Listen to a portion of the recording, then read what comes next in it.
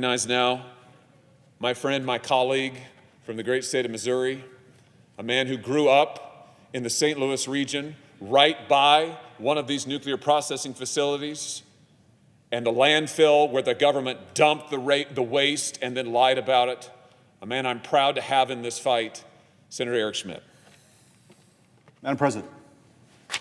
Senator from Missouri. Thank you, Madam President. I rise today along with my friends from New Mexico and my colleague who've shown great leadership in this to defend and support the people who've been impacted, who quite literally have been poisoned by their own government.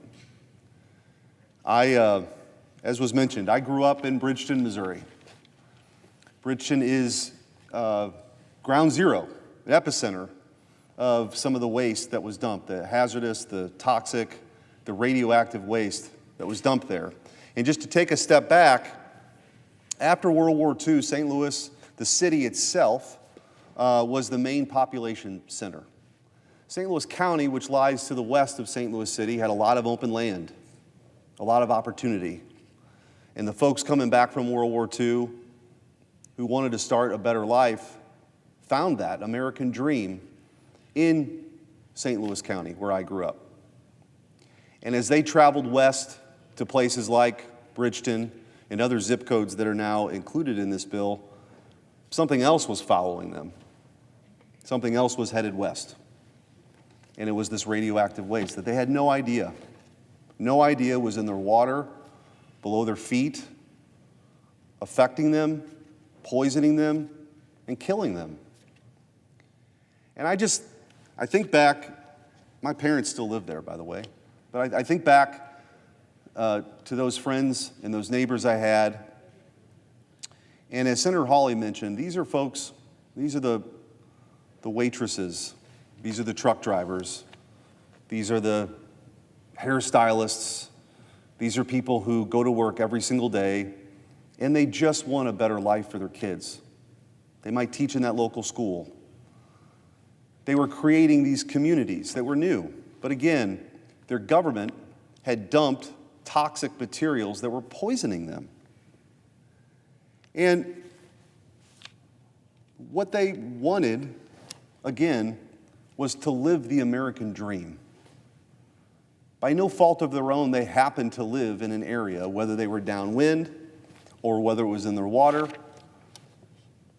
that has impacted their not just their lives, but their families and generations of their families.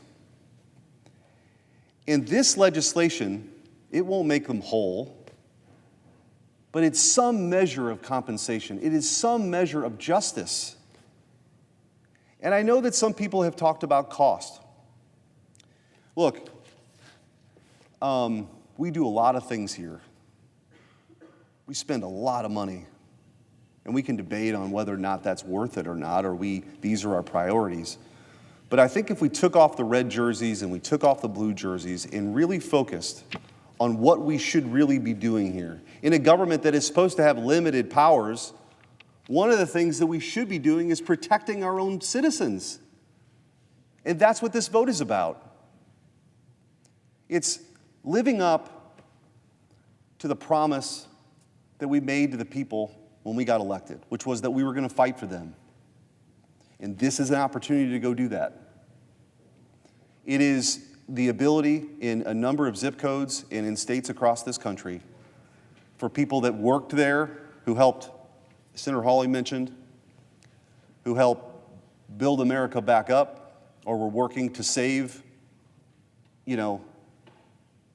civilization in many ways in the middle of the last century. It's for us to make sure we're doing everything we can to see that some measure of justice is served. And so I would just ask my fellow colleagues to look within their hearts, or imagining looking in the eyes of some of the people who are here today who've been impacted. Because these folks don't have powerful lobbyists. The people that come to our offices asking about something that's in some bill, the people who've been affected, they don't have those powerful forces at play.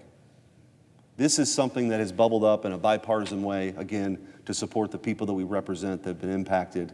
And I am proudly a supporter of this, and will do everything I can to help get this passed so that these folks get the justice that they deserve. And with that, I'll yield back the floor. Thank you, Madam President.